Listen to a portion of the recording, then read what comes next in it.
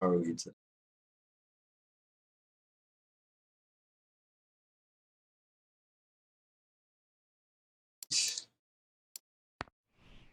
crack this puppy open for?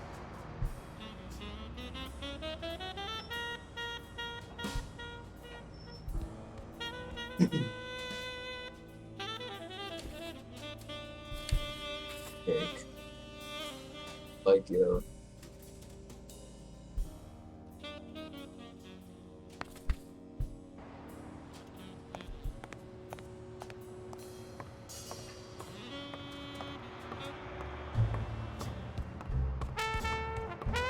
Wish the game had a run. Really.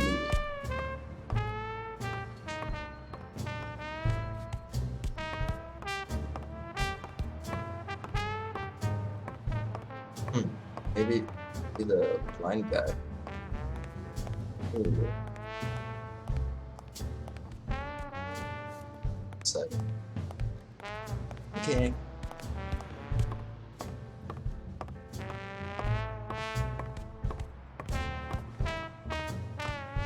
Let's see if Sonia's in the office.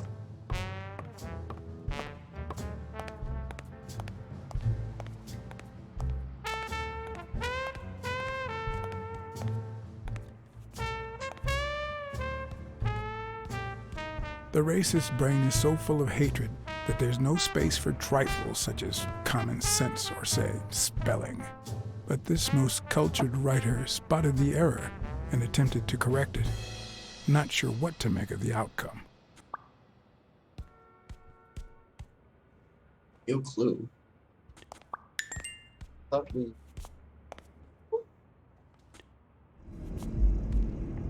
Someone with poor spelling.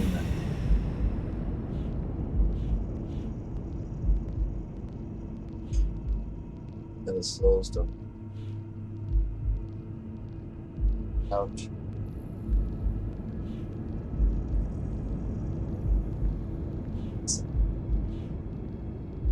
Feel had.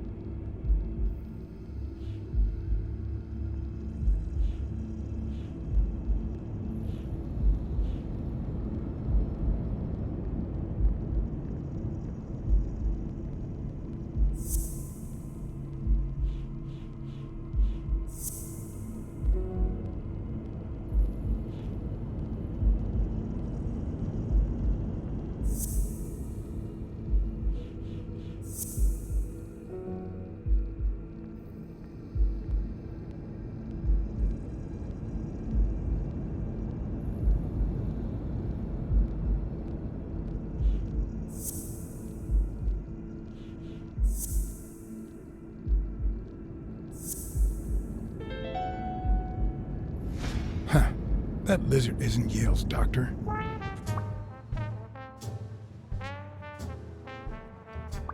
Give me. That's Bill's doctor. Different diagnosis. A lizard. Infection. Oof.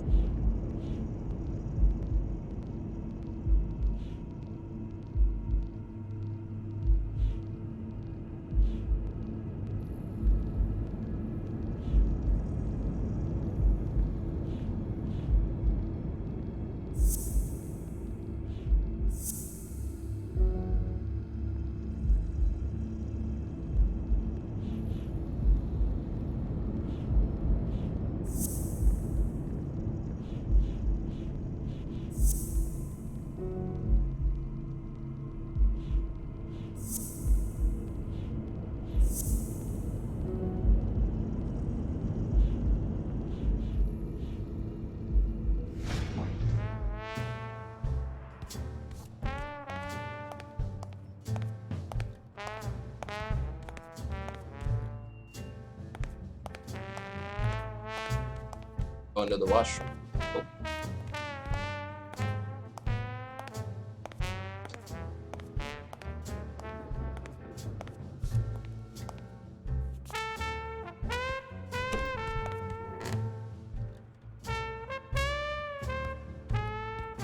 Bang the mic.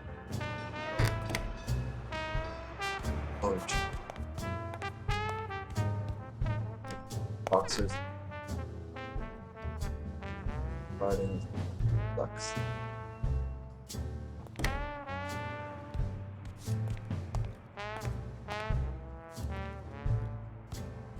It's a gem. Actually, I like this one.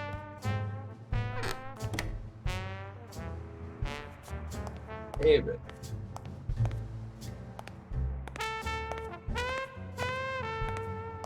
Right, Sonia. Feel it up. Feeling it. So,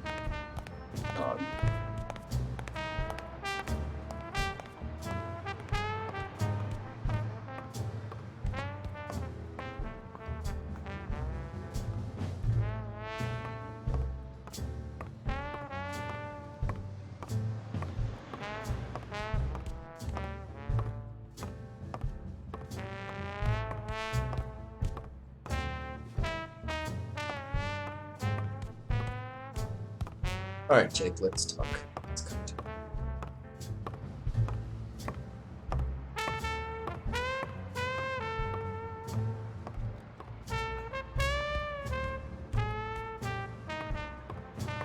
Jake!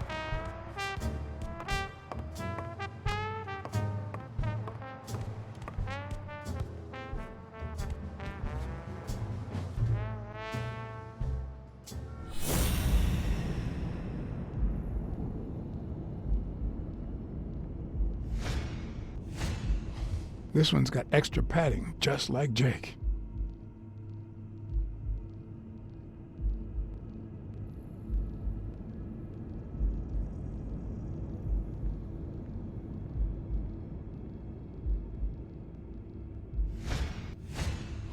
How many hits does a boxer take to the head throughout his career?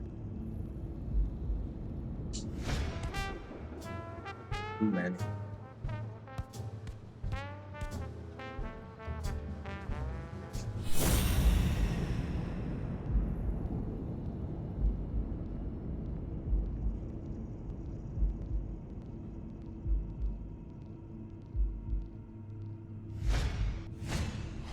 He's been training with those same shorts for who knows how long.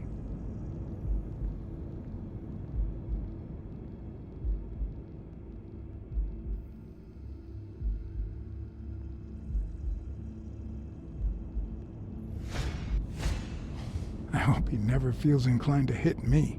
He's twice my size. Good though.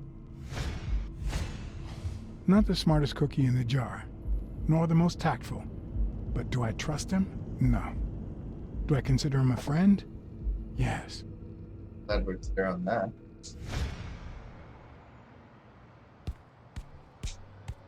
Hey, Jake. Not now, John. Hey, Jake. I said not now.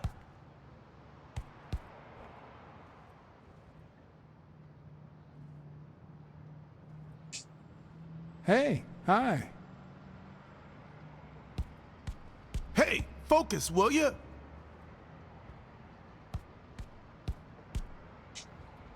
Hey, Jake. I said not now. Now. Hey, Jake. Damn it, wait a minute. Hey, Jake. I said not now. Hey, Jake. I said not now. Hey, Timing Jake. matters. I said not now. The more I can observe.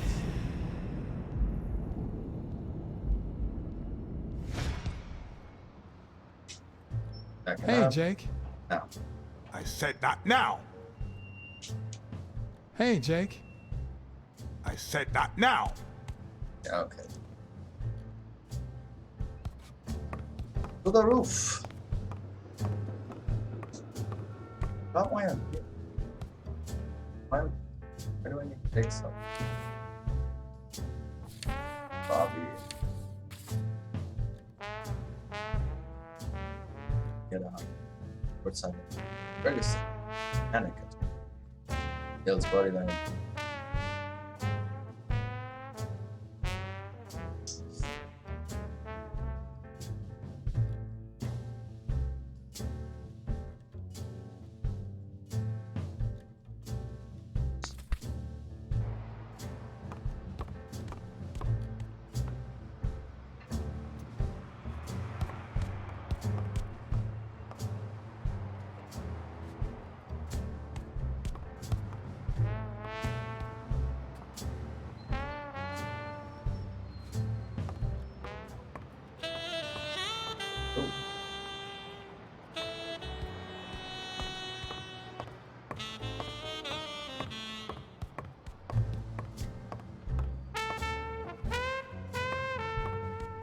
Ring the bell. All right, that's enough. Take 5. Go on.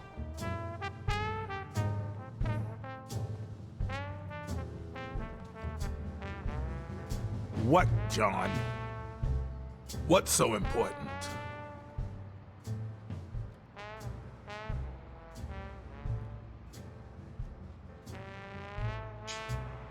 Why are you coaching that guy? Oh, that's right. You don't know.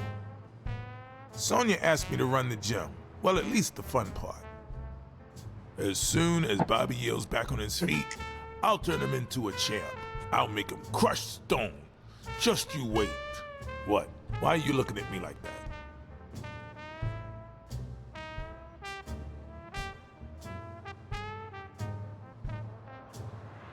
Couldn't you just stop working for O'Leary?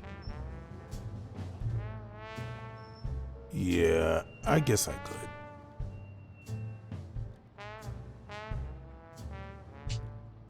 Have you noticed anything strange about Sonya? Probably not.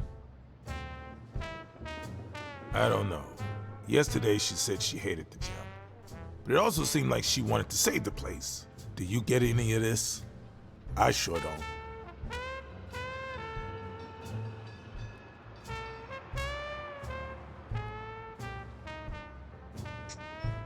It's just the way folks are.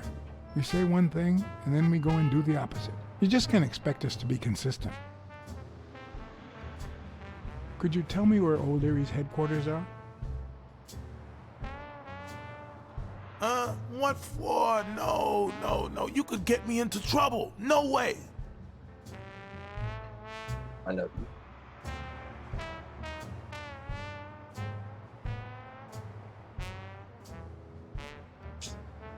You lied to me yesterday. And being the good friend that I am, I kept your secret. You owe me. I don't think I'd keep protecting you if we weren't friends. Although, if we were friends, you wouldn't hesitate to help me. Tell me, Jake, are we friends or not? Damned cat. All right. O'Leary's hideout is in the basement of a Chinese restaurant. But I don't even know how to get in. Well, I'll see you tonight. Wait, were we supposed to meet? Of course. Your place, 11 p.m. See you there. Ronald, the break's over. After 30 hours of work and several beatings, every bone in my body ached for a bed. Now it's my turn. So I went home to recharge. Because the night ahead was bound to be promising.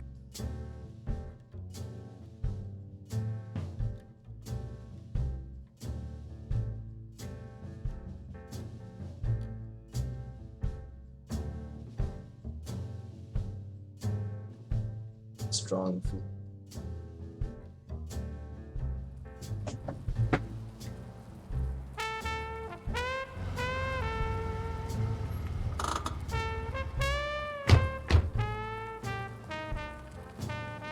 What do you know about that basement? Well, let me think. Nothing? Come on, Jake, for Christ's sake.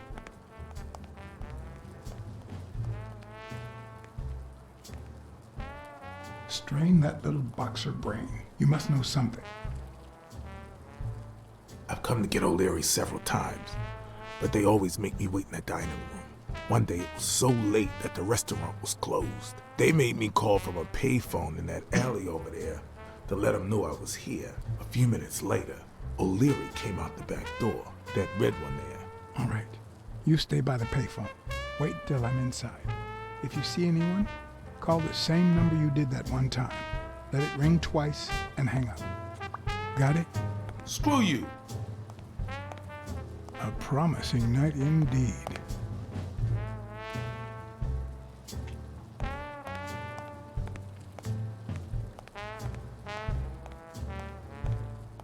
Cool.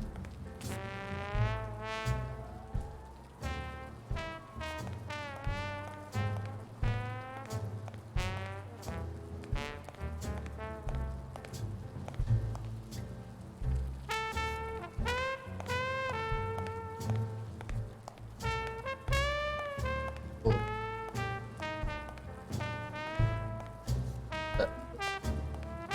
A bit too high to climb. If the basement I'm looking for were in that building. Climb up the... Drain on.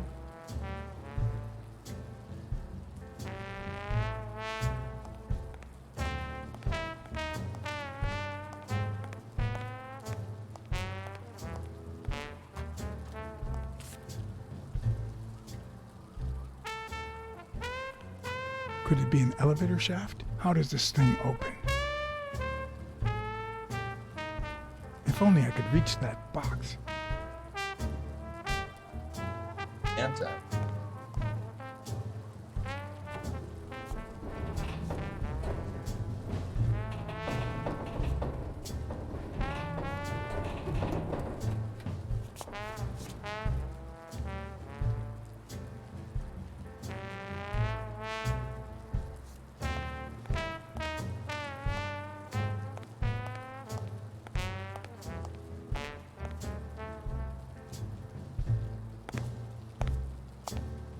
What happened? Should we run for it? Do I look like I'm in a hurry?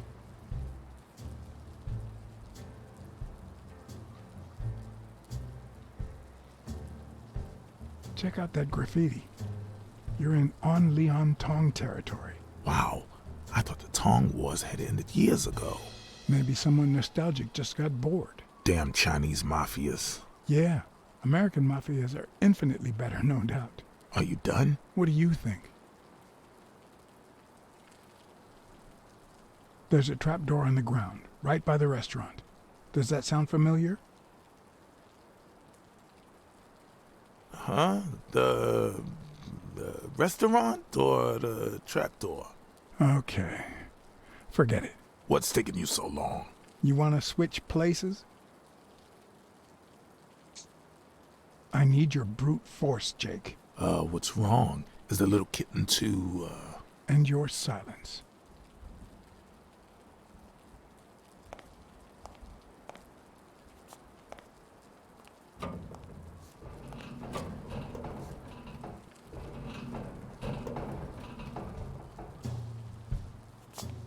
Is that all you got?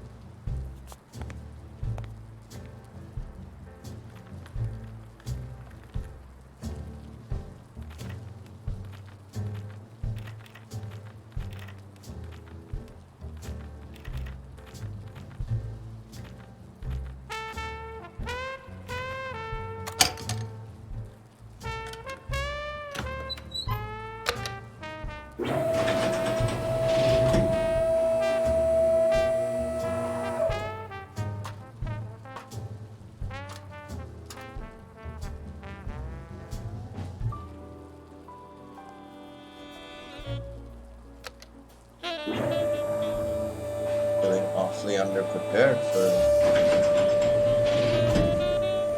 look like that. There are questions we only ask ourselves when it's far too late.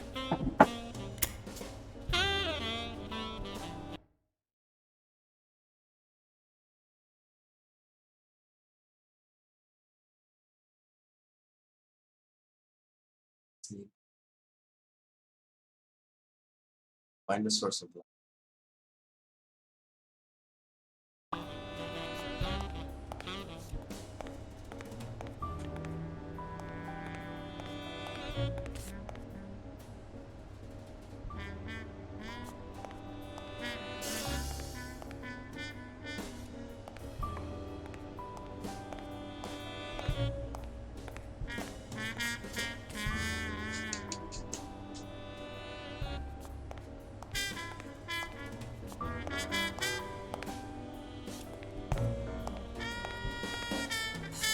Stairs.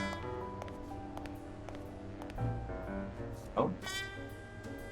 Oh, really?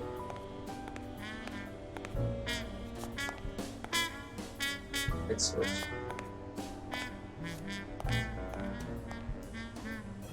Deadpool.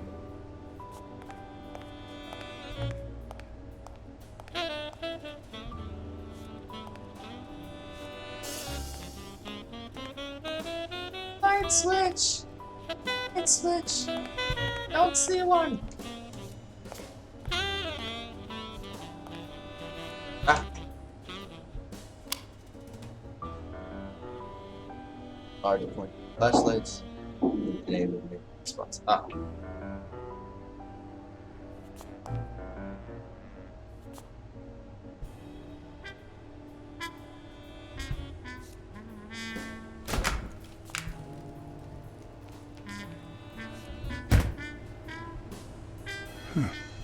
I was expecting some frozen bodies.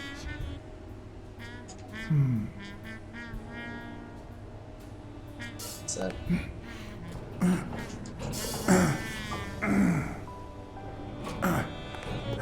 It won't budge.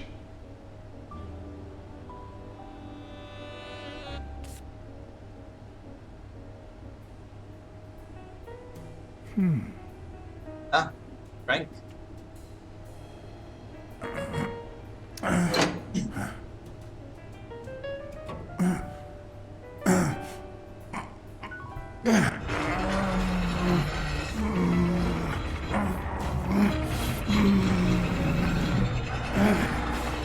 Deep in enemy territory, solo.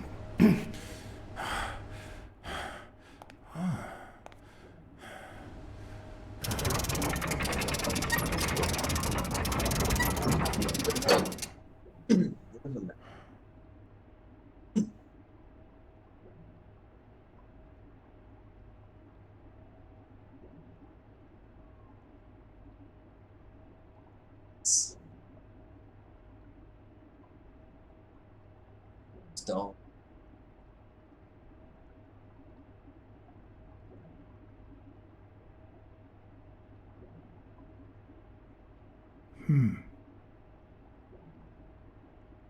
There's one on each table, except this one.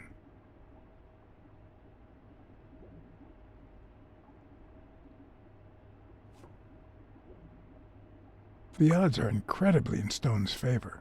I guess that he's the reigning champion, and Bobby Yale is just a contender, but maybe word got out about his condition.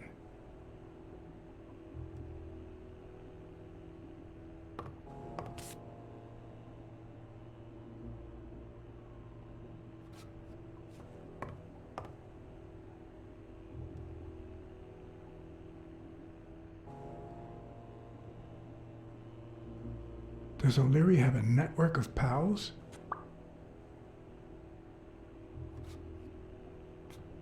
That's Stone.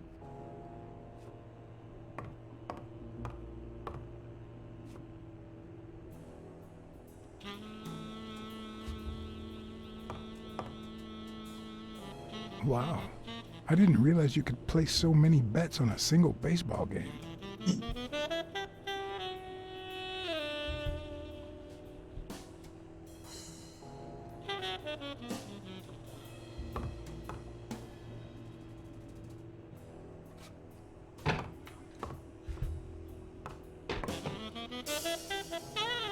It looks like a summary of all the bets that come in. Day, amount, bet, wagerer. Wait a minute. Did O'Leary himself bet $5 on Yale? Holy shit. A little thingamajig that adds on its own. What'll they think of next? Sometimes I forget that criminals, even the office variety, have family and kids. Anyway, maybe things aren't so bad on the dark side. 16 days until the fight.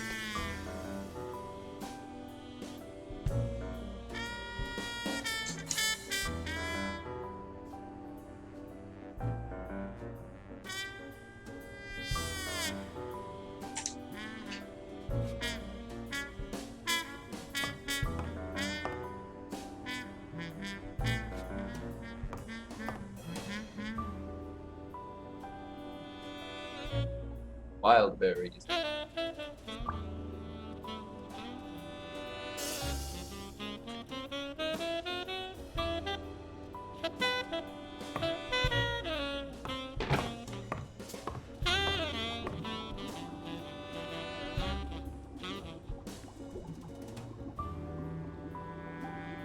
Catfish.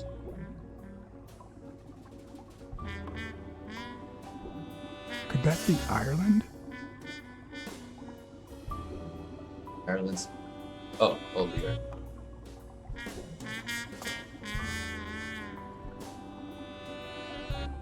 I'd say that's Ireland too.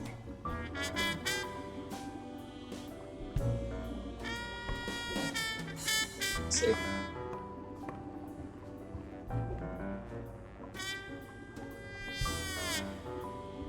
So Ireland. Ireland, of course. This guy's obsessed.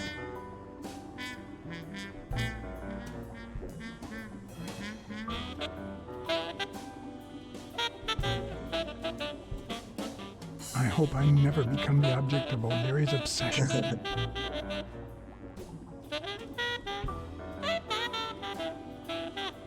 What's that? Step ladder. Steps.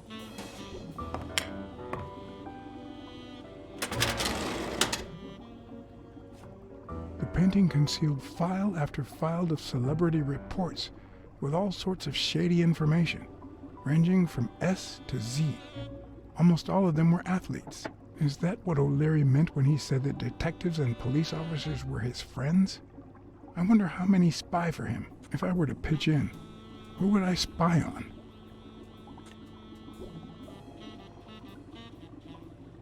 Girl.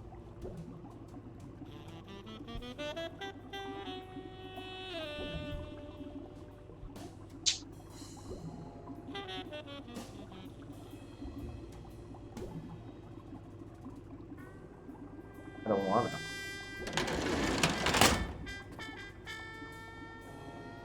What? Pitch in. What does it mean? No. Nice. I thought I was making a choice, so if I wanna. Thorpe had been a rising football star before the war, which he came back from with honors and decorations. After the truce, he resumed his career. He won 3 season trophies and a couple of MVP awards. He retired after an accident that left him paralyzed from the waist down. He started his own sports advertising agency 4 years ago, but according to the files, O'Leary hadn't even tried to corrupt him.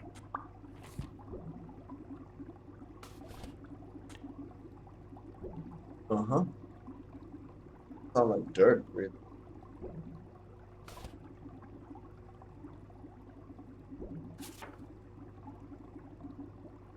According to Stone's report, he was so clean, not to mention hard to corrupt, that O'Leary opted for a more subtle strategy.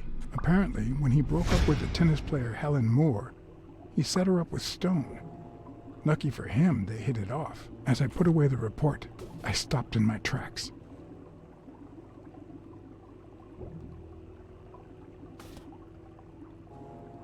Did I really want to risk knowing what O'Leary had on my good friend, the incorruptible police commissioner? You do.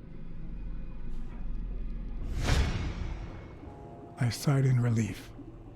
O'Leary had tried to buy Smirnoff on several occasions, but failed. Luckily, O'Leary had nothing on him, or me.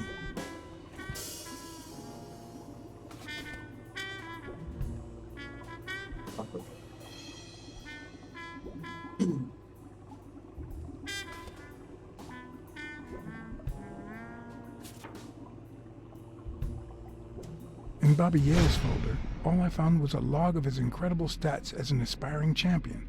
20 victories, 16 by knockout. Although, at the end of the report, someone had underlined one word several times: untouchable.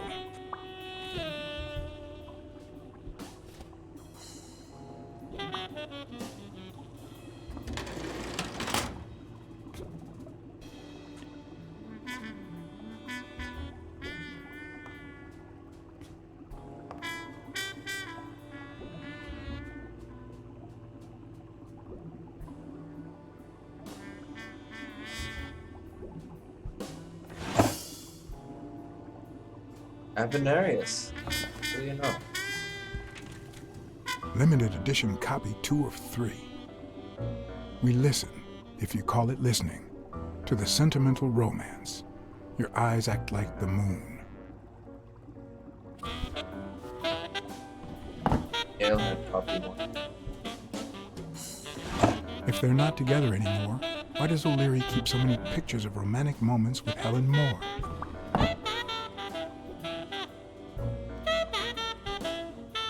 Still alive.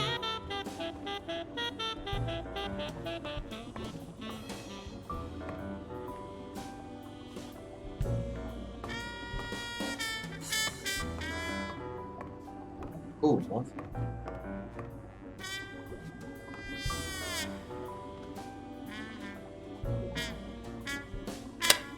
Alpha. About 10 minutes. And done.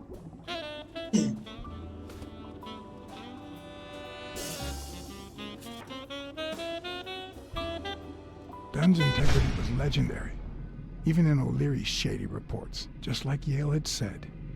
Dunn had kicked one of O'Leary's men out of the gym when he found him snooping around.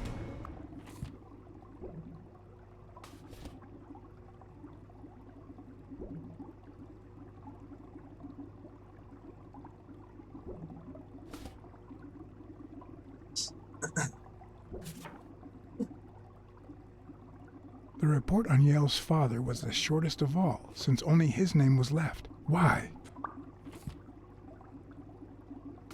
Thought I was gonna find out a bit more about it.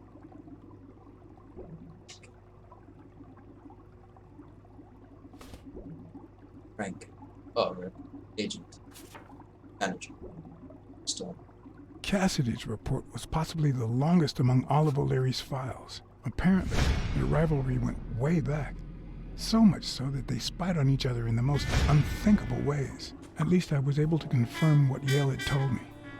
Cassidy had threatened Dunn after he refused to join the managers' union.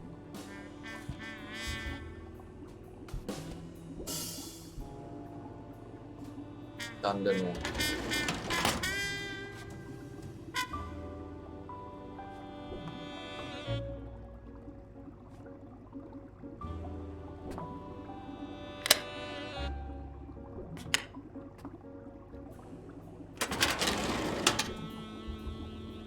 Luckily or not, files N through R included no one that I could somehow connect to the case.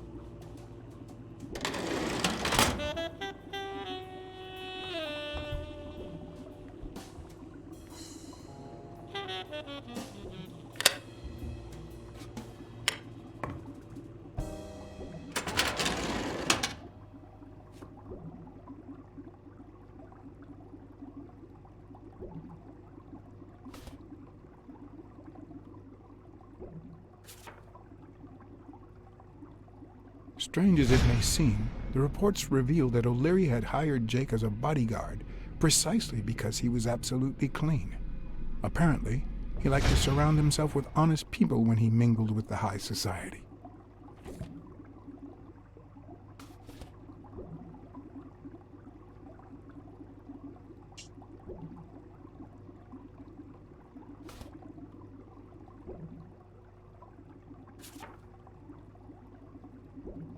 Helen Moore's file was, by far, one of the juiciest. She had been just a run-of-the-mill tennis player until O'Leary launched her career by rigging enough games to help her climb the ranking. However, O'Leary hadn't fixed any of her games in over a year.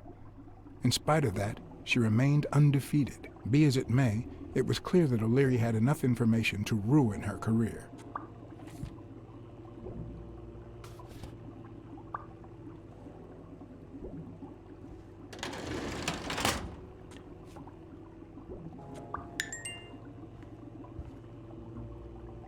Duckshot.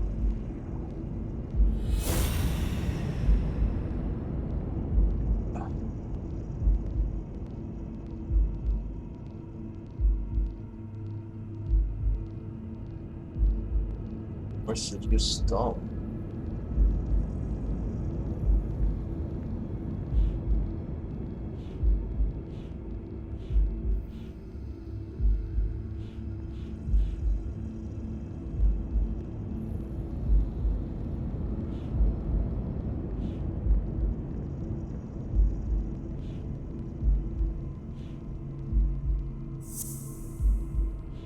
For the blackmail. I'd say O'Leary has threatened Stone with ruining Moore's career. Oh, threatened Stone with.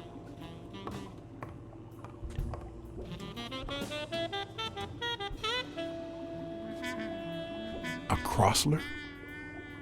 The good news is, I don't need lockpicks to open it. The bad news, I didn't bring explosives.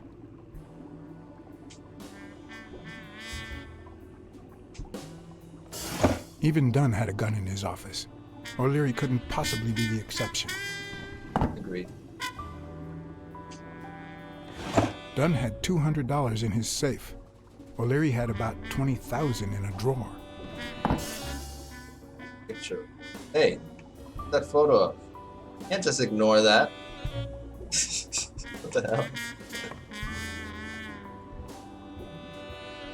And why even put it in the game?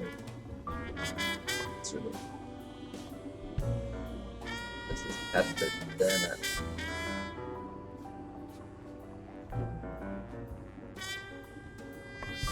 Oh.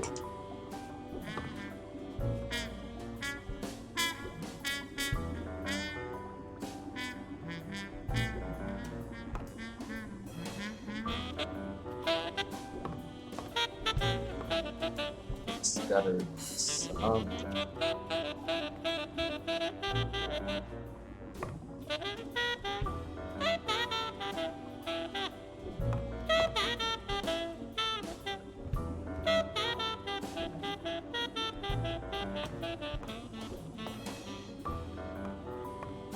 Ugh, this flashlight mechanic is kind of clumsy.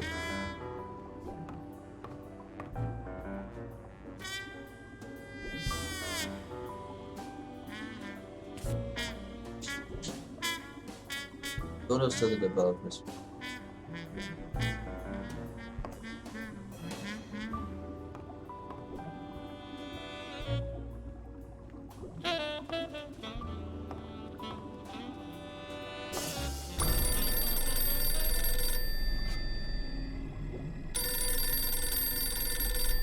Jake. Hi Someone there. was coming. Are we or are we not exemplary workers, Jimmy? Here it is, middle of the night.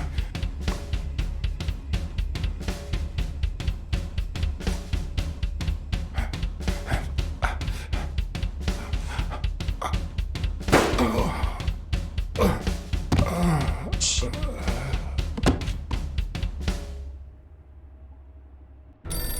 Go left.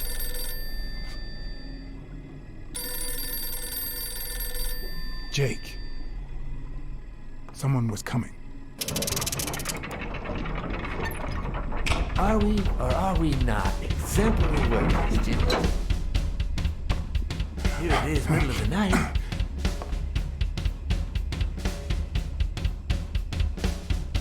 And we're working extra hours.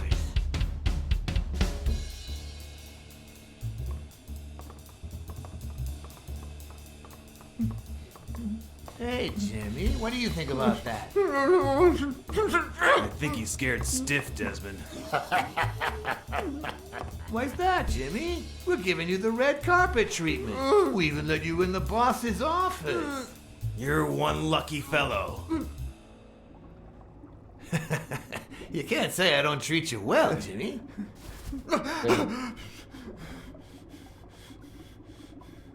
Yeah, Speak, you moron. yeah, very well. Why are you... Shh. Calm down. How long have you worked for me, Jimmy? 3 months. 3 months. Oh, yeah. I hired you right after your cousin Martin died. I need your opinion.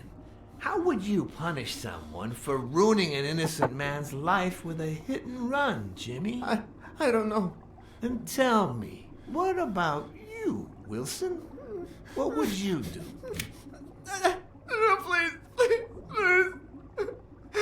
I didn't do anything. I swear. He was a good guy. Of course, you already knew that. You knew him better than me, right? He was my cousin. That's why I hired you, Jimmy. You see, Martin was a dear friend. And his widow said you were a nice kid. That you do a good job and you needed the money. And I have a soft spot for those in need. Please. But, you know what? I talked to her just yesterday. She told us you did some naughty things to her with that gun, Jimmy. No. That's no way to treat a widow, is it? She's lying. Why would I do that? What about the kid? Are you so sure you know how long a kid can hold his breath? With his little head inside a toilet bowl? Son of a bitch. I didn't want to. It was his idea. I'm not kidding. Selfishly, I was glad I hadn't risked my life to save Jimmy. Maybe not even someone like him deserves to die. But one could also argue that I didn't deserve to die for someone like him. Very Who's your slow boss? minutes. Give me a name! Cassidy, it was his idea. He said you'd hired me if I'd managed to scare the widow, and I just... All right. Let's just calm down now. It's gonna be okay.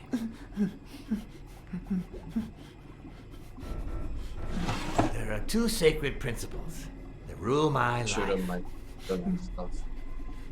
The first principle is the love for my family.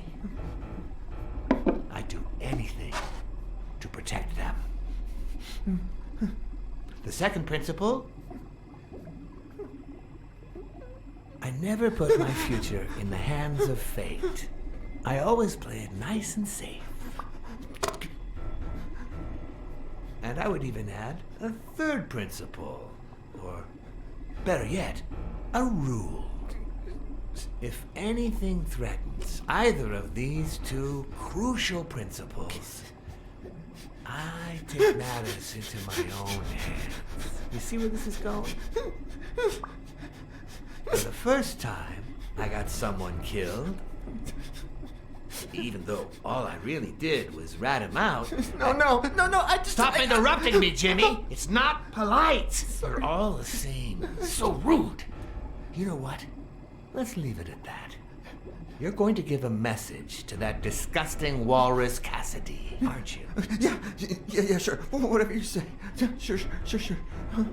Good boy. What? What's the message? Oh, Jimmy. You still don't get it, do you?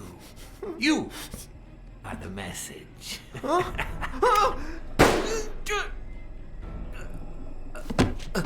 Come on. Wrap him up. Make sure Cassidy gets the message for breakfast, will you? I hope he chugs on it. Got it.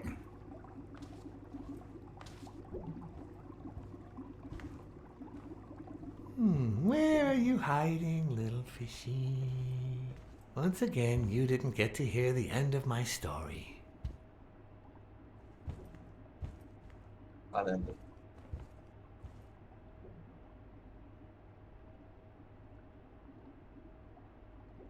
One situation I got out of. Scratch up. So funny.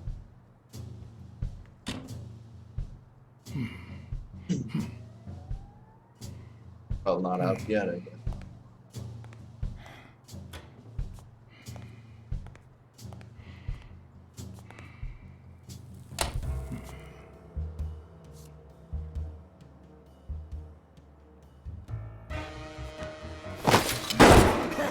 What you got?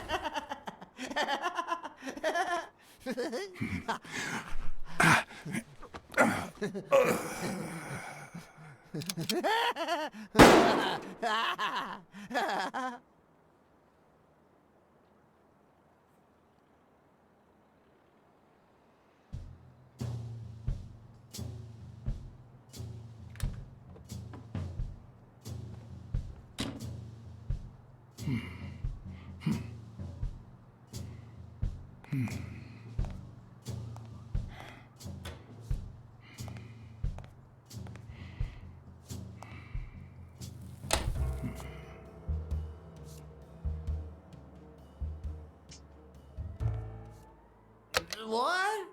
Just where do you think you're going, putty cat?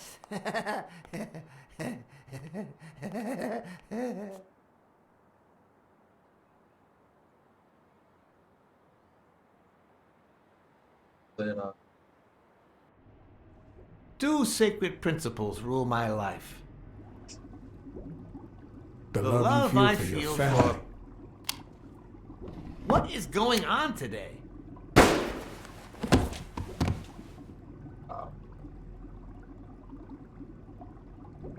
thought we were allies, bro. Two sacred principles rule my life. The first is the love I feel for my family. You gonna do that on stick again? The second,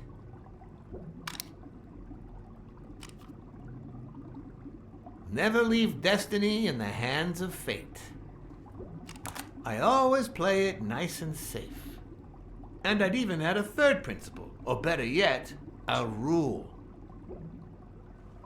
If anything threatens either of these two principles, I take matters into my own hands. The first time that someone died because of me, even though all I did was rat him out, well, that guy ended up in the Hudson River, right off Pier 27. He's got to be even wetter than that fish by So now. I'm confessing to a murder. Then. You should have seen his face. It's interesting what comes to mind when you think you're about to die. Suddenly all I could think about was how much I wanted a pet fish. You too, Bruce? Anyway, I was 14 years old, and I still dream about it.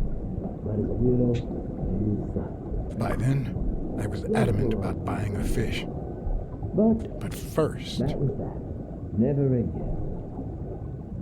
Nowadays, whether it's me who pulls the trigger or not, I have zero regrets. What's more, I sort of enjoy it.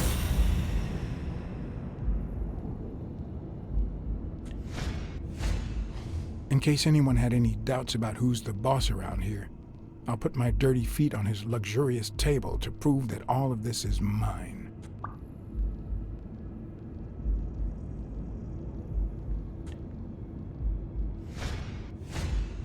His pupils are dilated, and there's a slight grin on his face.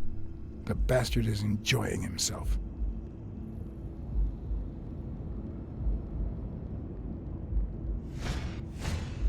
The guy never hesitates to pull the trigger. Even if I hadn't seen what he did to Jimmy, I'd know he's not bluffing.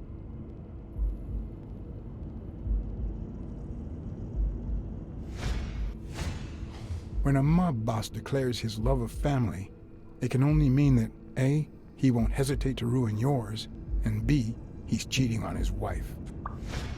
I knew I had it in me to get out of that place alive.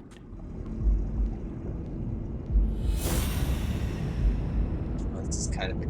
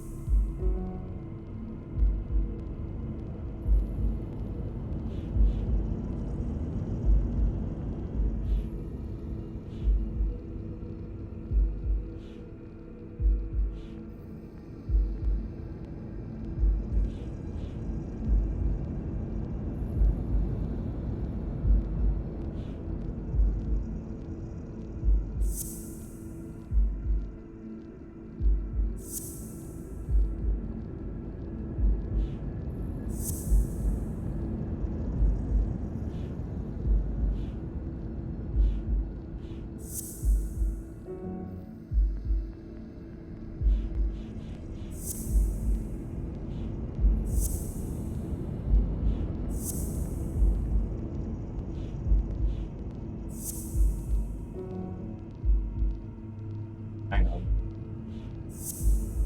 My bad.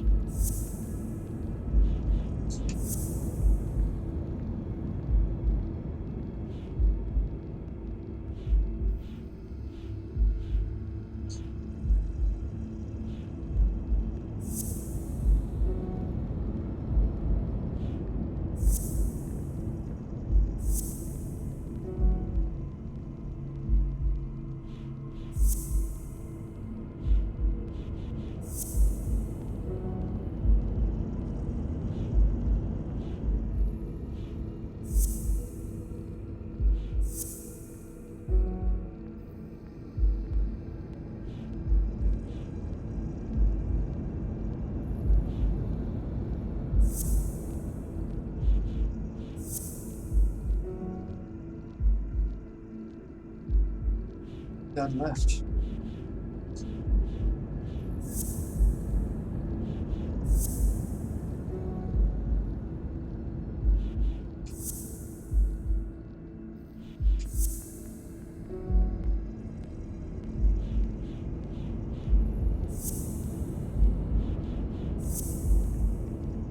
Oh.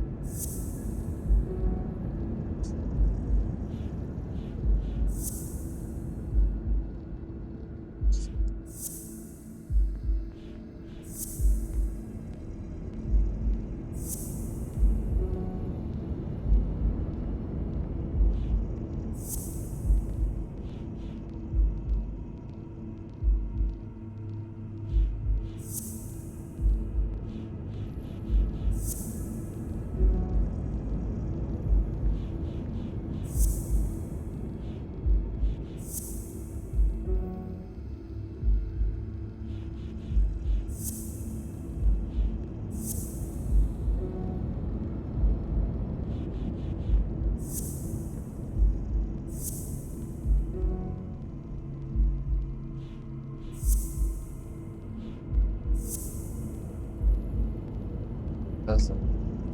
Yeah.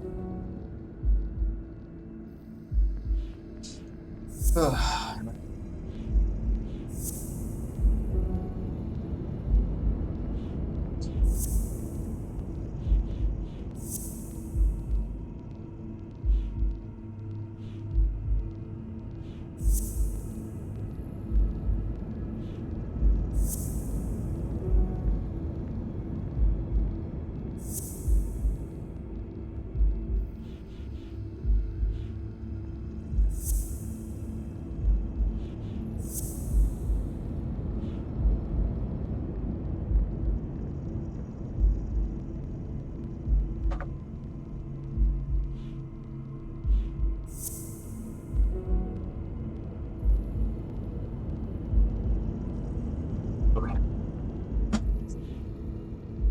Valeri has a guilty conscience for ratting someone out when Jean, somebody who ended up. If that was Bobby Young's dad. Evidence would mean. Oh no, no. It wasn't. Did he mention his name? Mom?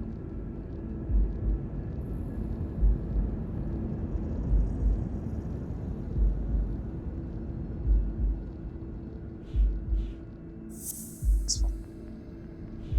Unconditional.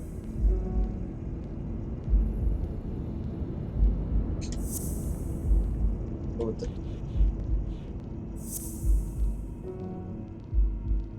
Right up there.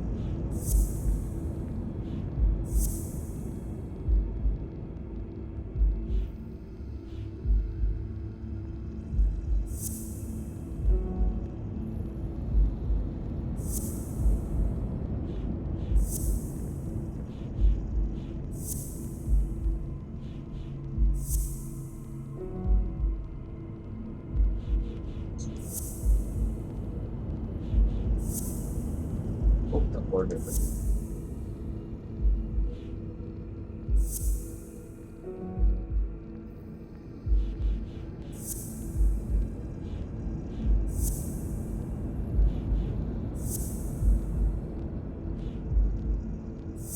Still.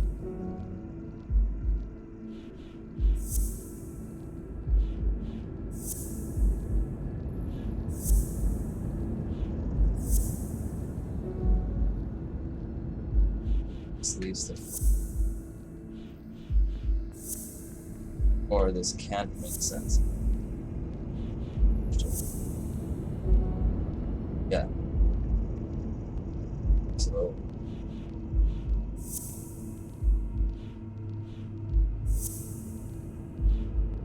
That's,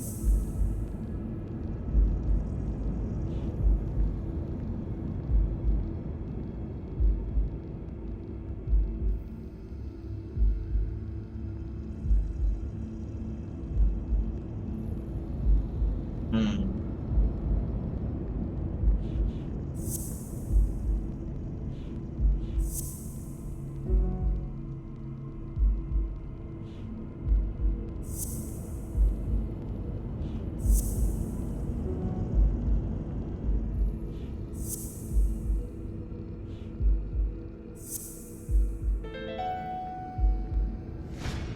What? No.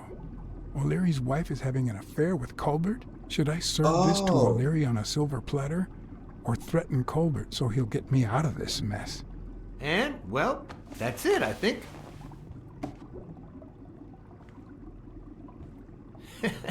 You know, Blacksad, I never made it this far. Congratulations, you're going in style.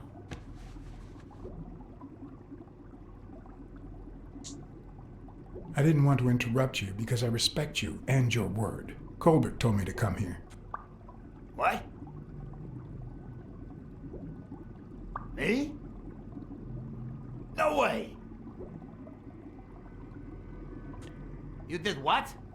Colbert? When?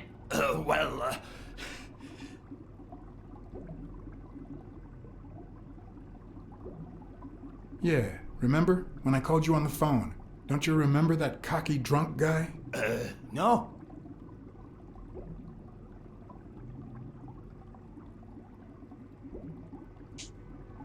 He kept bragging about how he was banging another guy's wife. Oh? Oh, yeah. Weird times, huh? Yeah, and you congratulated me for finding Yale and saving your life. Several times.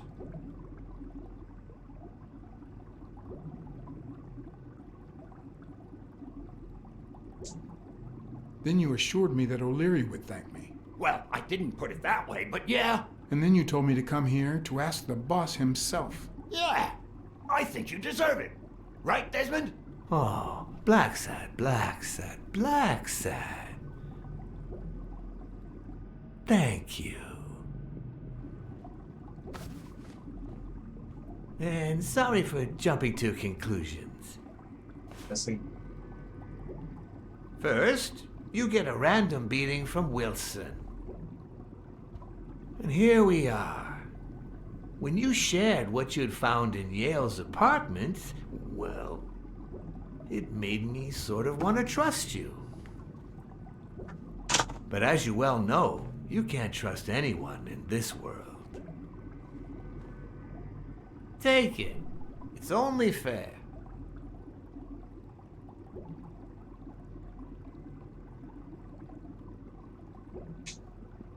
As much as I appreciate the gesture, I don't want your money. All right then, I understand. No problem. Really? Oh, Blacksad. Aren't these odd hours to pay me a visit? Your message was important, but certainly not urgent. It could have waited until tomorrow, don't you think?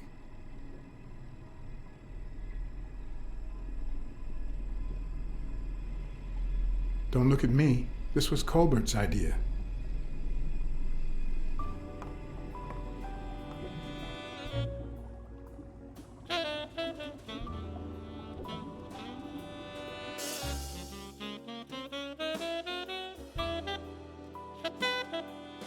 so probably just I I wish I was a noir fiction writer. At this very moment, I could write a couple of pointed, ironic remarks for the narrator to recount what I just lived through. The dark, crooked alleys of New York reminded me of the state of my own soul. No. Fall loomed over me with the... Fall struck me with the full force of my long-lost youth. it's not bad. Nah, not that. Fall descended over me with the full weight of a guilty conscience. God, that's worse.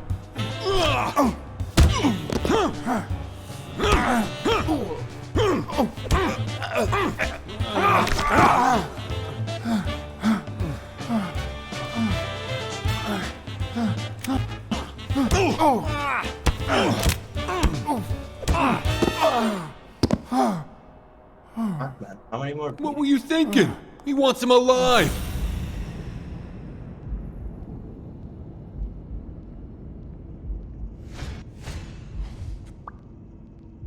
It's forced. I felt fall seep through my bones like the pain of a good beating. Mediocre, but appropriate.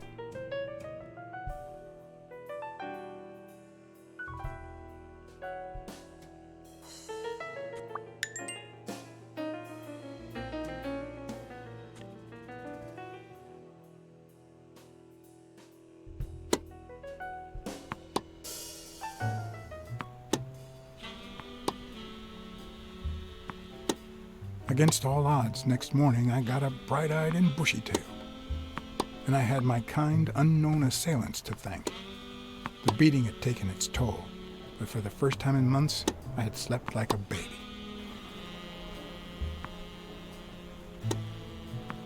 Oh, come on, Helen, focus! All right, take 5. We'll work on that double backhand later. FBI. What? Not FBI.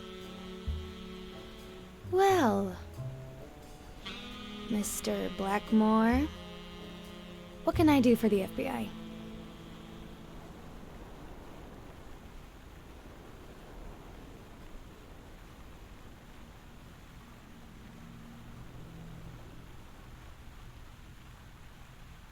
Cooperate with law enforcement. All you have to do is talk. I like to speak through my actions, but still, could you be more specific?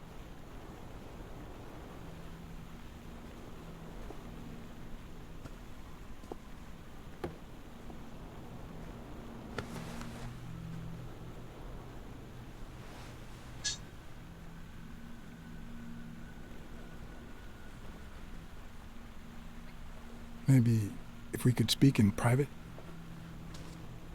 Alec! Coming! You've got 4 minutes, Mr. Blackmore, so... make them count.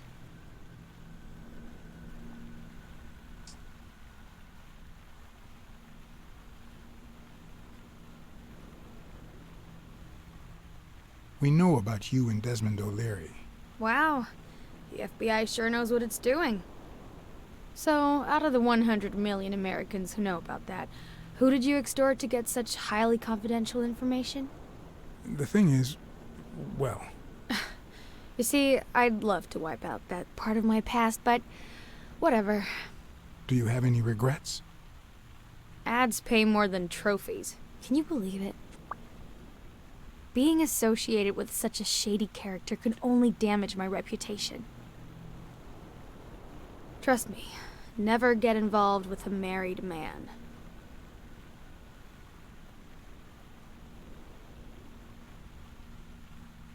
They say you're currently involved with Al Stone, the boxer. Is that correct? Wow, your sagacity never ceases to amaze me. Don't beat around the bush. We know why you're with him. Oh, so you like his biceps too? Desmond O'Leary asked you to seduce Stone. Why? What? No, I met Al by chance at a party. A party hosted by Desmond O'Leary. No, that can't be. No one is that shrewd. Not even him. Damn, I hate that bastard.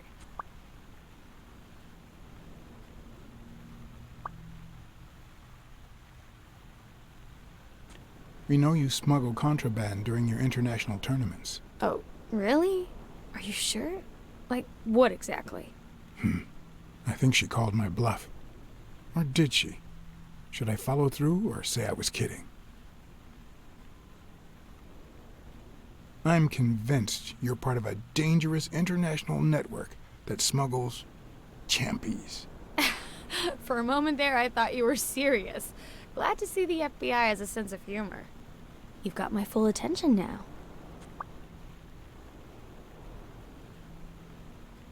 We're aware of at least 6 rigged games during your first year as a professional player. And? You won all of them. Are you trying to offend me? I give my all on the court. I can't be held accountable if my rivals don't do the same. Go interrogate them. In any case, now I know why you mentioned O'Leary. What do you really have against him? And don't say illegal gambling.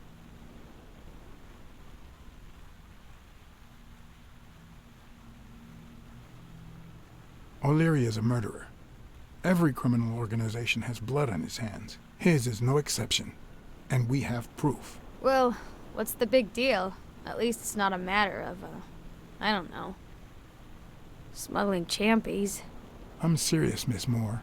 America can't afford to let anyone shake its foundations like that.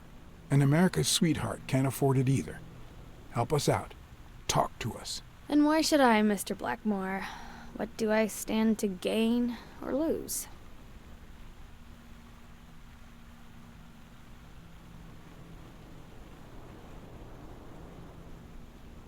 The FBI always returns a favor. Oh yeah? Are they gonna rig my games? This is actually quite simple.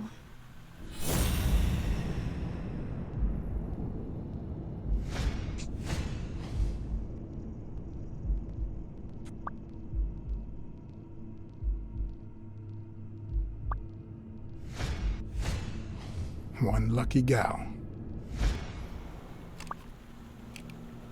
You have a light, sir?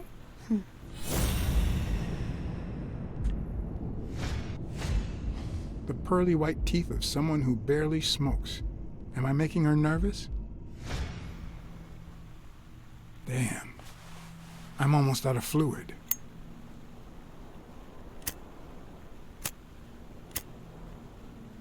Wanna know my trick? Go down to start, then up with it, and then down again.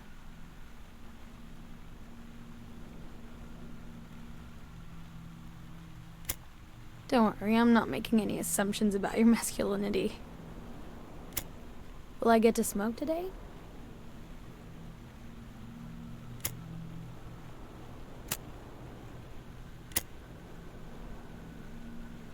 Thanks.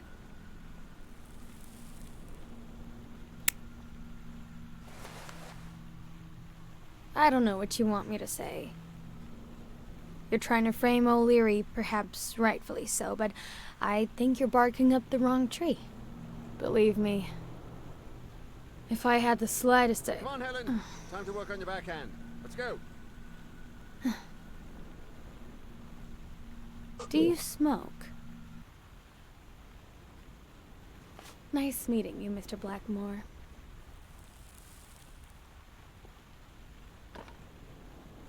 Did you bring my water?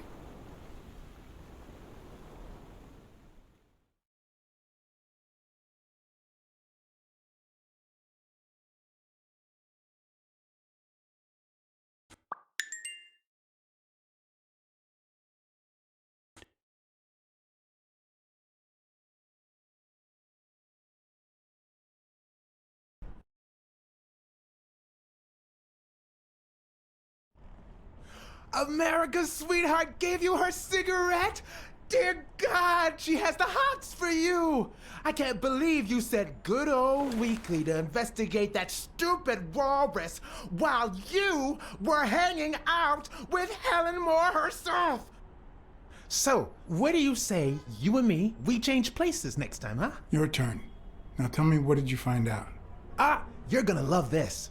You ready? I've got news, but I happen to also have a Blacksad. This is Elaine Colbert. I'm calling to cancel our agreement. Okay. My husband woke me up this morning with roses and breakfast in bed. He said he had a scare last night, although he won't give me any details, and that he's been thinking about me ever since. He wants to take me to Niagara Falls for a second honeymoon. See?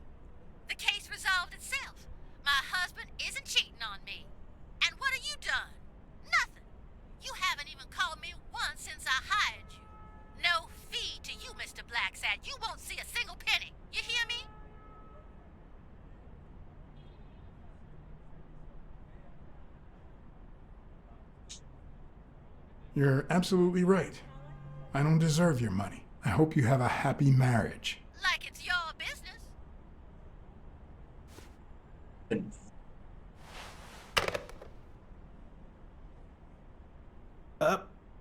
But what just happened? Is there anything you didn't tell me? Maybe. But now it's your turn. Tell me about Cassidy. Come on, spit it out.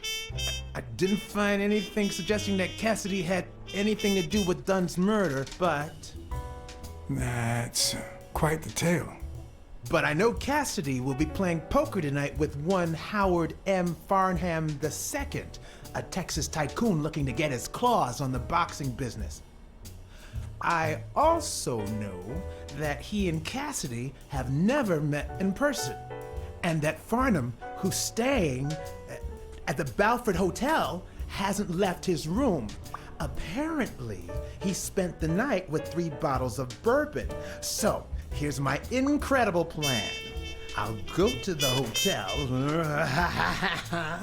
I'd knock him out, and then take his place in the poker game. That way, I'll get Cassidy talking. What do you think? Incredible, right? Didn't we agree that you would handle Helen more while I dealt with Cassidy next time? No?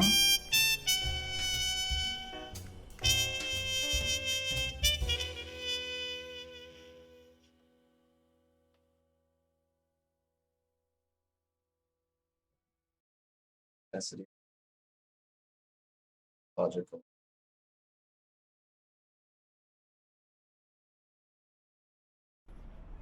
Investigating.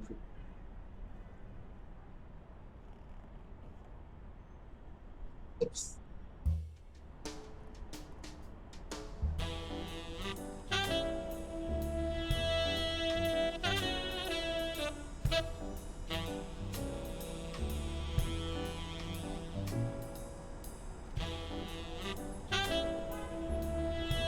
Also.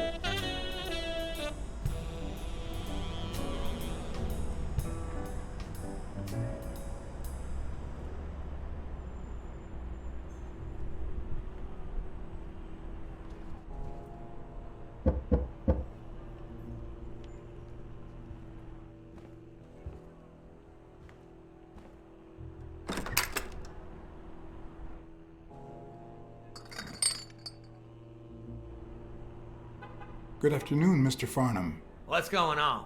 Allow me to introduce myself.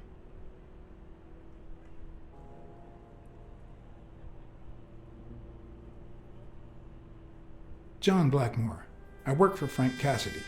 He asked me to bring you these bottles so you could choose which one you prefer for the game. Oh, sure. I was fixing to leave, but I guess them monuments ain't going anywhere. Well, come on in then. Getting in Farnham's room was easy. Earning his trust was another story. I always have an ace up my sleeve. Blackmore? You okay, partner? The best way to earn someone's trust is to make them believe they've earned yours. And sometimes, the best way to fake it is to tell the truth. I don't know where to begin.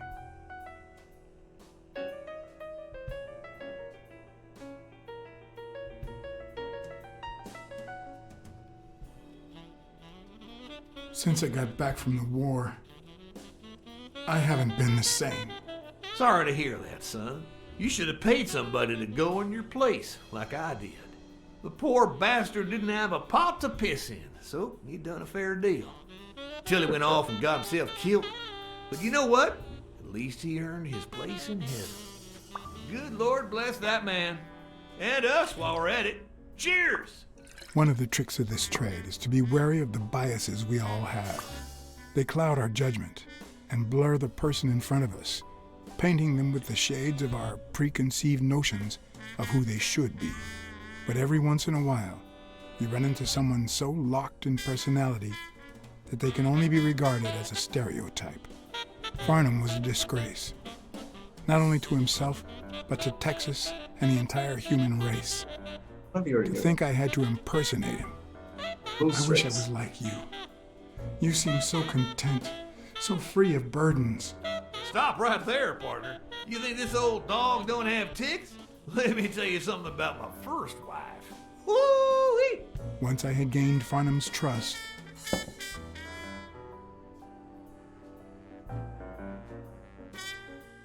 the hard part was deciding what I needed to know to become him and not get myself killed.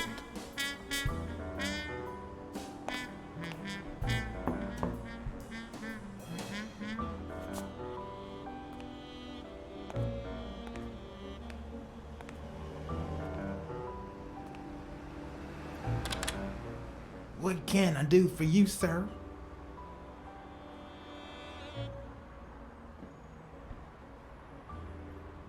I'm here to play me some poker.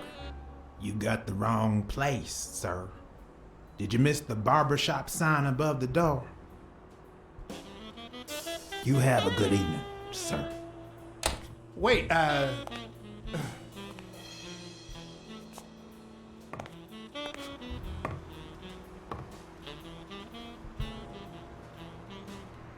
Really?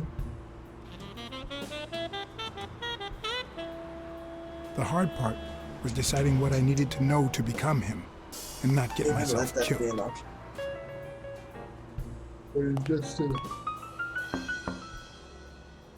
yeah.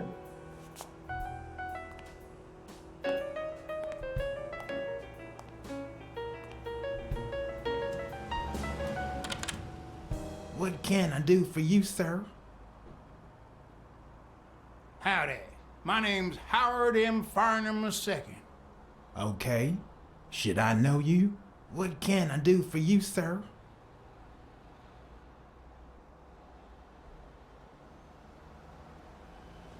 I'm here to play me some poker. You got the wrong place, sir. Did you miss the barbershop sign above the door? You have a good evening, sir. Wait, the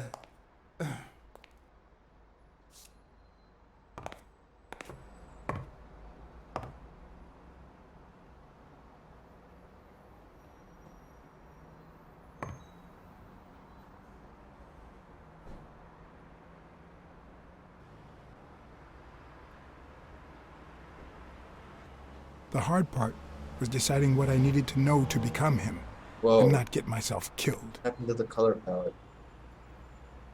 Huh? I broke the game. Broke the game.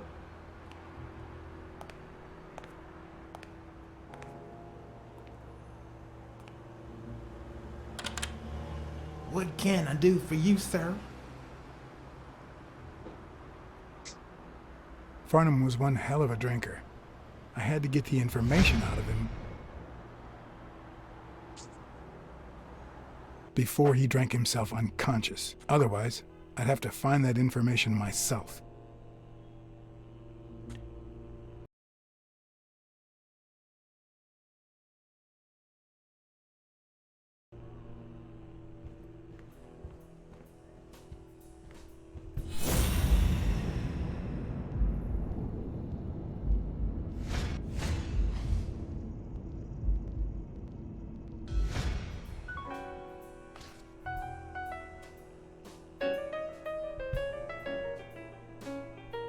Vietnamese shave.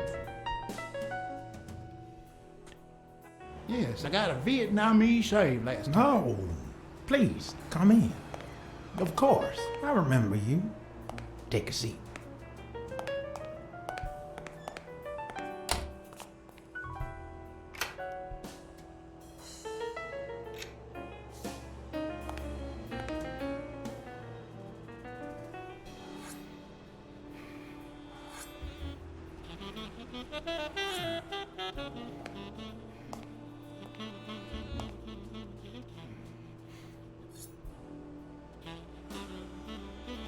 I'm sure you'll understand we can't be too careful.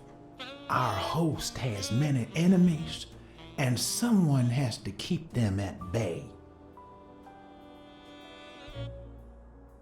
Sure, I get it. I'm glad to hear that. Now, please answer my question. How much does it cost to get yourself a clean Vietnamese shave?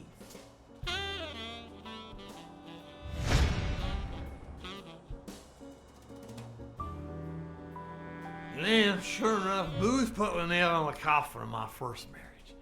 You know, the wife that caught me cheating with the maid. My second marriage, too. You know what I did to her daddy? Same old with several mistresses. So I decided to stick to my guns and only deal with hookers, even if I did end up marrying some. I feel you, Mr. Farnham. So I'm going to be honest with you.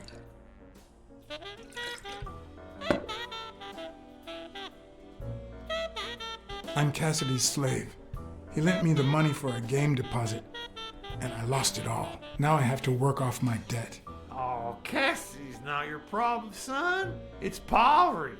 Sure enough, I had to pay my own deposit this morning to y'all, and that was just petty cash to me. Petty cash, to be honest. I asked you how much. Of course, they gave me my receipts. These things I have, boy. Wait, I'll show you. I gotta get somewhere. Just a sec. I'll get it. I just put it over. I think I'll be right back.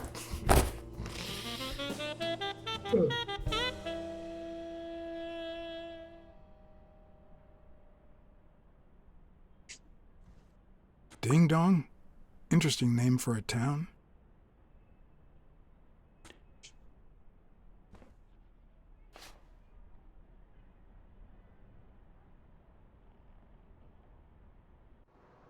Why didn't you just say you had the receipt in your pocket? I'm almost certain, but tell me, who told you to come to this barber shop? Let me tell you a little secret about my first wife, sonny boy. When I met that woman, she had no manners, no money, no nothing. Who in the hell?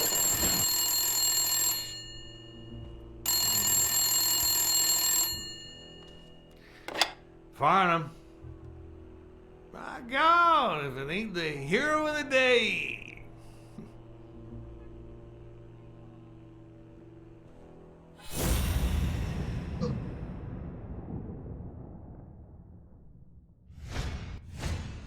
This will surely imbue me with the Texan spirit.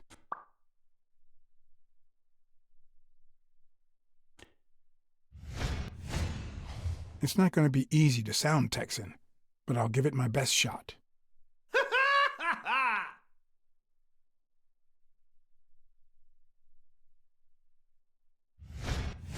I probably don't need to imitate his gestures during the game, but it certainly wouldn't hurt to try.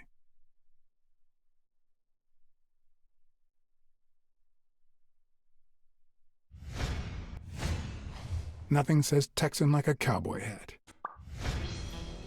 I'll be damned. Knowing Farnham, the owner Yes, of this sir. bra only came here for business. Sure enough, I'm fixing it.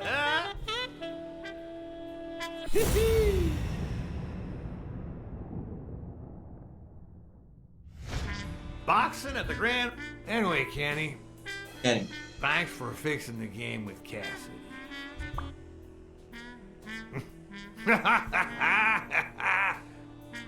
God bless you, brother.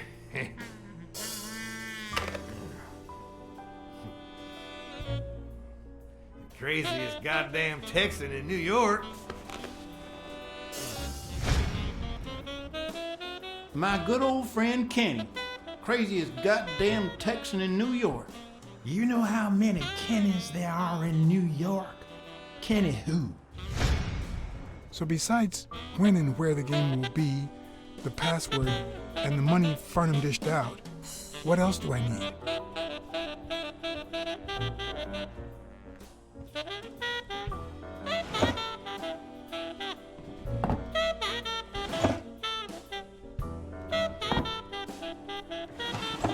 Not even a Bible.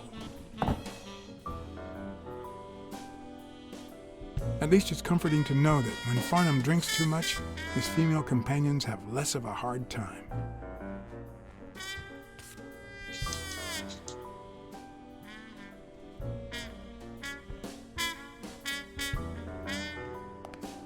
They smell like a party.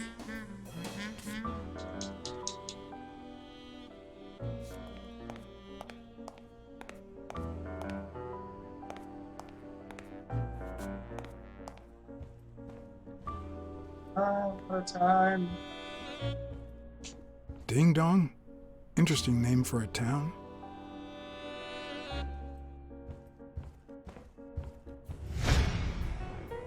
Kenny. Hey, do you think you can't be friends with someone and not know their last name? Let me think. No. Oh. Ew.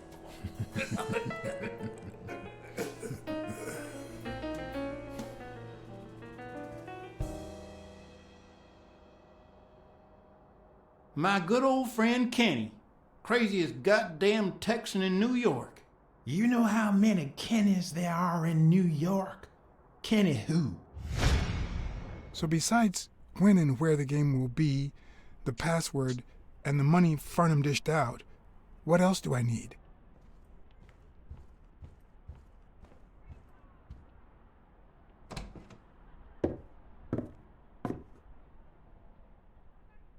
Luckily, there was only one Kinney in Farnham's address book, Kinney Eakes, residing at...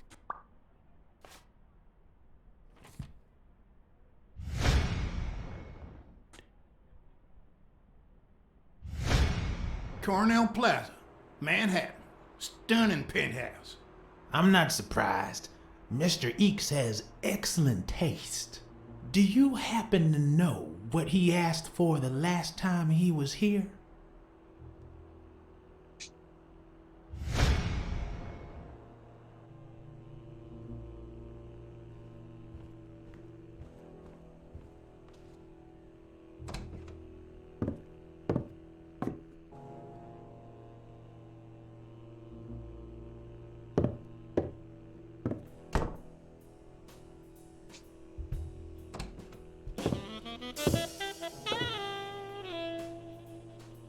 No matter how superficial someone may seem, there's always a way to win their heart.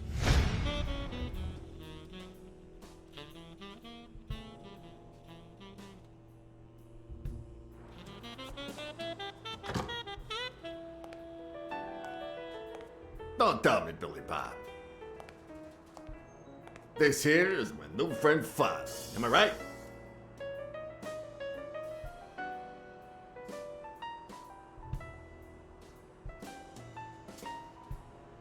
Sure enough, your barber was fixing to give me a shave. You can get a good shave at another time. Billy Bob is always at our beck and call. Of course. Hey, come on. Let's get in there before they finish all the bourbon without us. I haven't frisked him yet, sir. I don't think that'll be necessary. Mr. Farnham here, he's an honest Texan. And I'm sure he'll hand over his weapon if we ask him to. Right? Sure, but you better take good care of my girl. It'll be my pleasure.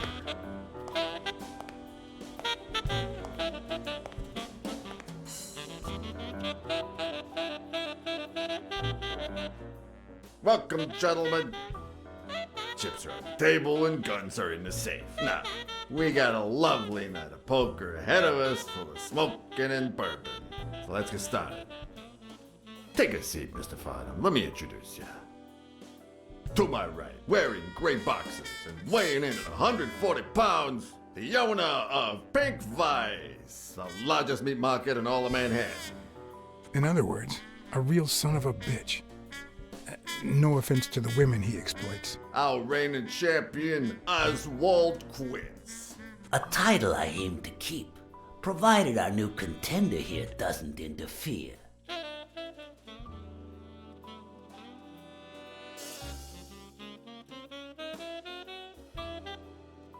Y'all are dealing with the worst player in Texas. You're just trying to make me overconfident, aren't you? The truth is that our friend Farnham owns the largest and, I dare say, most entertaining establishment in Texas. Really? So we're colleagues then? Yeah, you wish, Quids. He owns a casino. Damn. And it's not even in Austin or Dallas. It's actually in a little town called, what was it? Darn it. I looked it up the other day. Had a funny ring to it. I hate it when this happens. I thought they moved all Texan casinos to Vegas, where gambling is legal. You mean Ding Dong, Texas? Ding dong! That's it. Well, too. Who'd ever think of a Ding name dong. like that? Well, casino or no casino, let's just hope he doesn't keep as many aces up his Bob. sleeve as the late Ventimiglia, huh? Amen. To my left, wearing brown boxers and weighing in at 396 pounds, Frank, show some respect, huh? the hospitality tycoon, Polly. No. Tycoon. I just own a small bar with pool tables. Clients drink close to nothing and play even less, but certain business transactions just couldn't happen anywhere else. Damn it, Polly. Why don't I know your last name? Because they took it away from me. You have no idea how good my ex-wife's lawyer is. Women, they even take our damn names.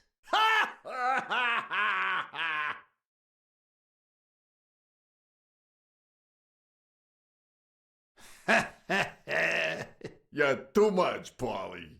When you're done sightseeing, why don't you drop by La Iguana for a game of pool? And I'll buy you a drink. But I have to warn you, my clientele isn't crazy about furry fellas such as yourself.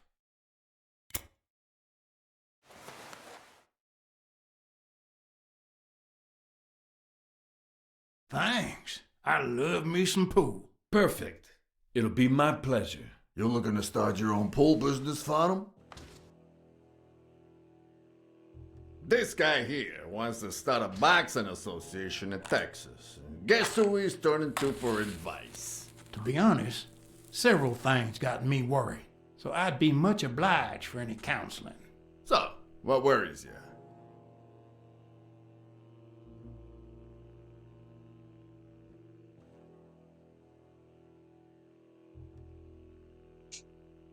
Having to compete with illegal gamblers like that old Leary fella. Huh? One would almost think that you live in New York, my friend. That son of a bitch killed one of my men and left the poor bastard on my damn porch. But he's a goner now. Ever since the sport got put on TV, people want a fair game, honest boxes, and no shady business. You can't break the law anymore like before. Nowadays, they gotta bribe those big network executives to negotiate for broadcasting rights. Billy Bob, bring out the bourbon. We're drying up here. I'll deal with a fresh deck, of course. We respect traditions in this establishment. Poker is as boring as it is simple. All you need to do is read people's faces. And even the worst detective has that trick up his sleeve. The real issue is knowing what to play for when there's much more than just money at stake.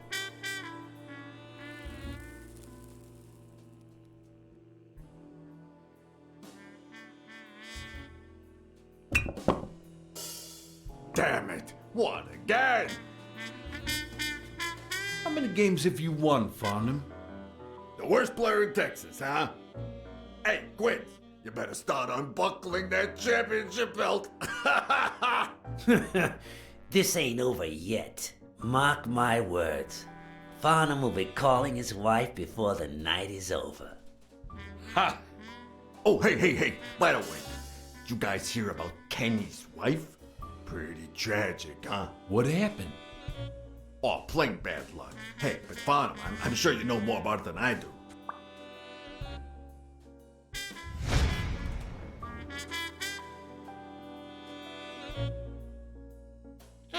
Anyway, Kenny, thanks for fixing the game with Cassidy.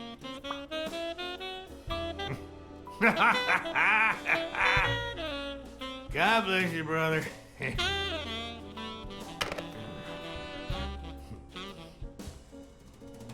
Craziest goddamn Texan in New York. And the poor fella's already got enough on his hands now that his wife.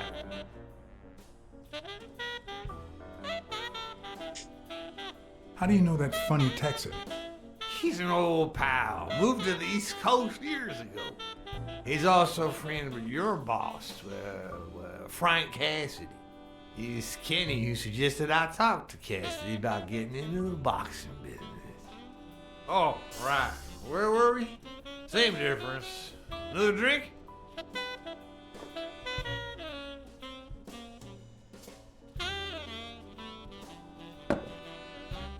No, seriously, where were we? All right. We was fixing to have another drink.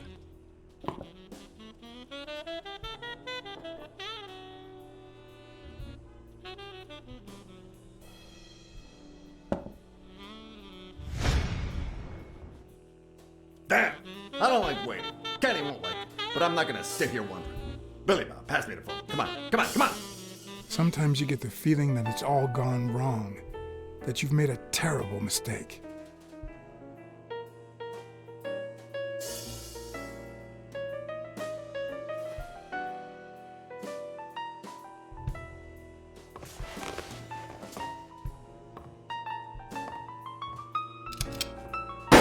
Sorry, did I say sometimes?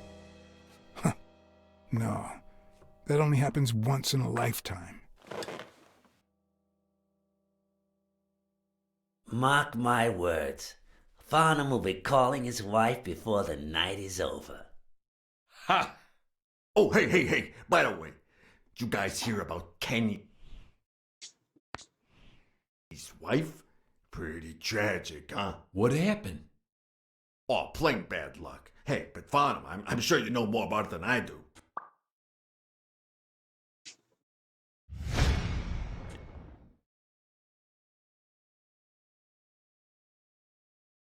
Anyway, Kenny, thanks for fixing the game with Cassidy.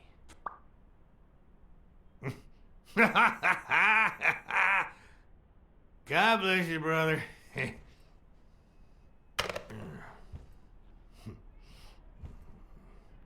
craziest goddamn Texan in New York. And the poor fella's already got enough on his hands now that his wife. Women just gotta have their vices. But she's in a rehab clinic now, hooked on tranquilizers and all that. That's it, tranquilizers. Don't tell me women don't have their vices, too. Bring out the bourbon, Billy Bob. Come on. Give me the bourbon. Maybe I spoke too soon when I said that poker is easy for a good detective. Let's just say it's relatively simple. There's always someone ready to surprise you, relatively speaking. Well, I'll be damned. I don't believe this. What happened, Farnham? Beginner's luck doesn't last forever, and that's when the real champ comes in. I hope you're ready to lose it all, my friend. Poor Farnham. Came looking to make big bucks in the city with his boxing, and he's gonna lose it all with poker. I hope your counseling will make up for it. Yeah, so how can I be of help?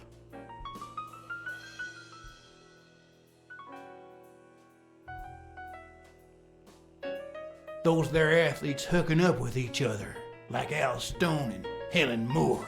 I see you subscribe to What's News. Yeah, my star boxer, the reigning champion. He's having an affair with America's sweetheart. Hey, I got nothing against those two idiots falling in love. Don't get me wrong, but it's taking a toll on his performance. I don't think he'll lose against Yale, but I'm starting to worry a bit. You happy now? Sure thing.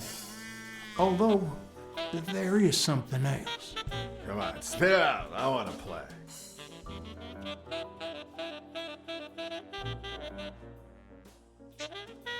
Rebel coaches like Joe Dunn.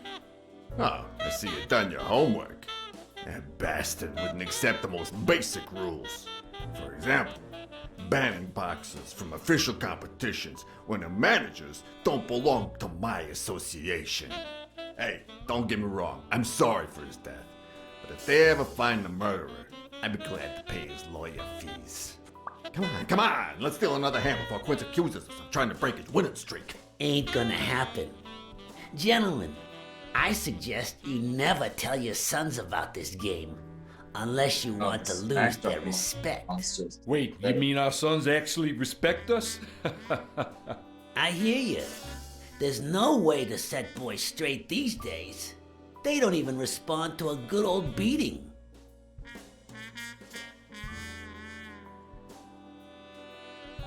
I dare say Texan boys do respond to a good beating. Hey, careful, Quince. You're talking to a pro. So, Kenny told me you had quite a house. How many kids you got in that house full of yours?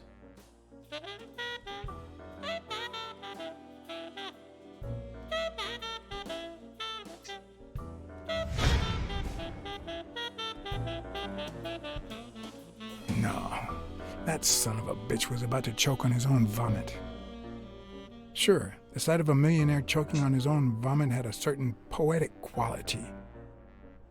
Even so, I couldn't just stand there and watch him die.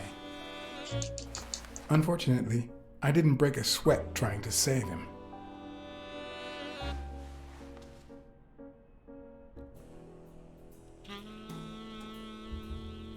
Kind of losing steam here.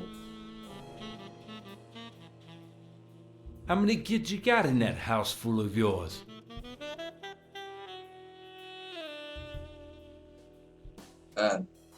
Whoa.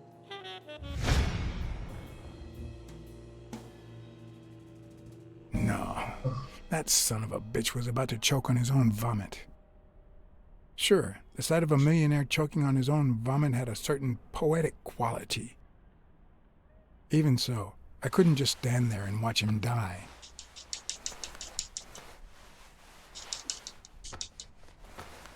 No, deserving or not, the man would live.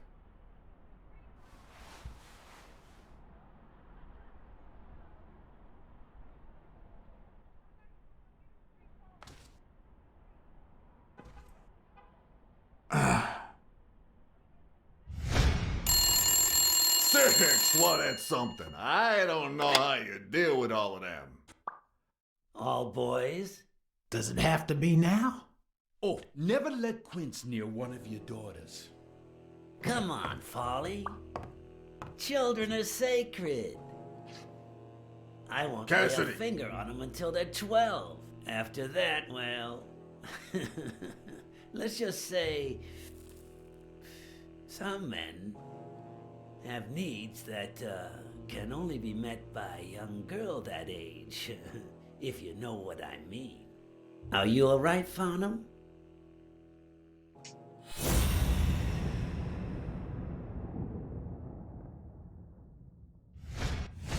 That damn eagle represents the lowest scum of our society.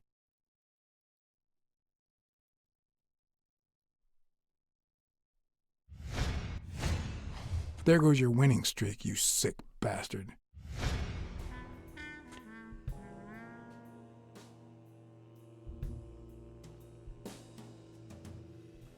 Sooner or later, the police are gonna bust your ass. Quince. What the hell are you talking about? I bet you're as bad at hiding those poor girls as you are at keeping that ace up your sleeve. What? You lying piece of shit. Quince? Don't believe a word he's saying, Frank.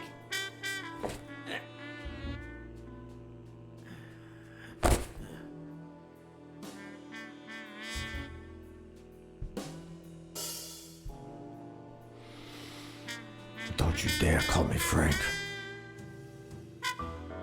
Billy Bob. It's 500 more. Huh. For washing up. It's a deal.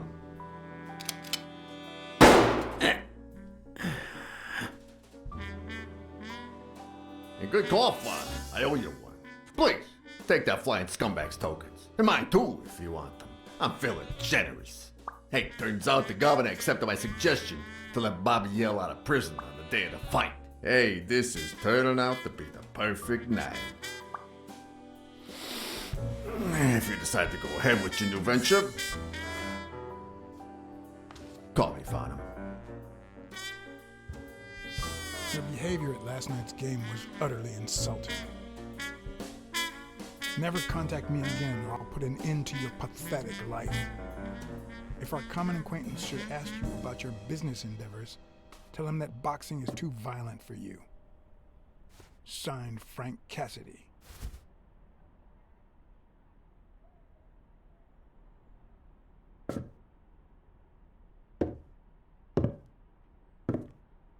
Alright, I think I'm gonna.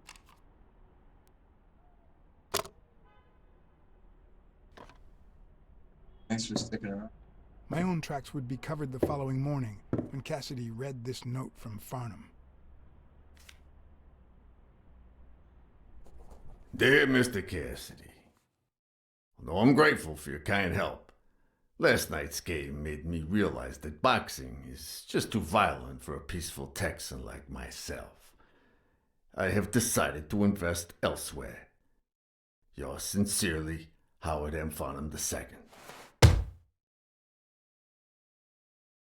Damn Texans.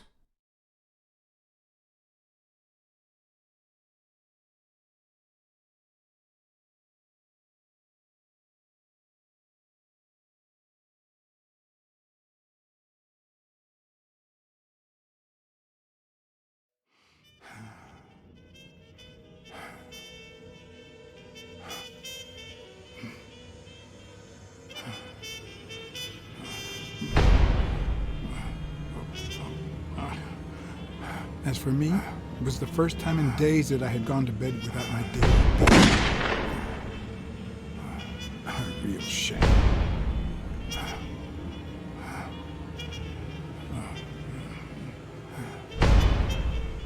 Nothing like a bruised body to help you to sleep like a baby.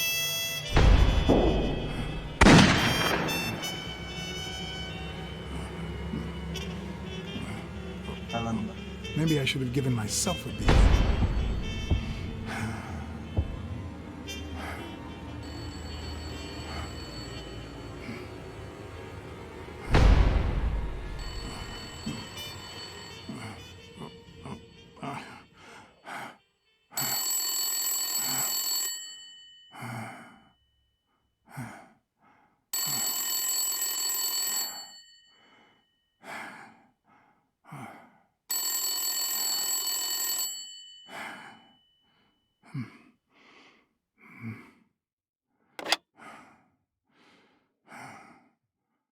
Blacksad. Finally, I need you at the gym now, please.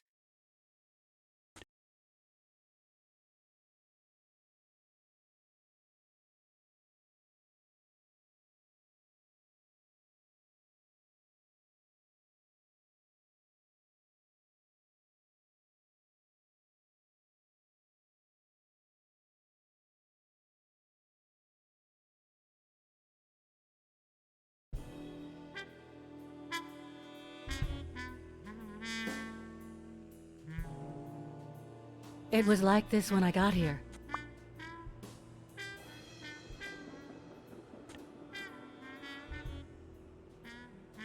Did you call the police? No, only you. Good. Calm down. I'll take care of this. Alright, peace for watching. Till part 5.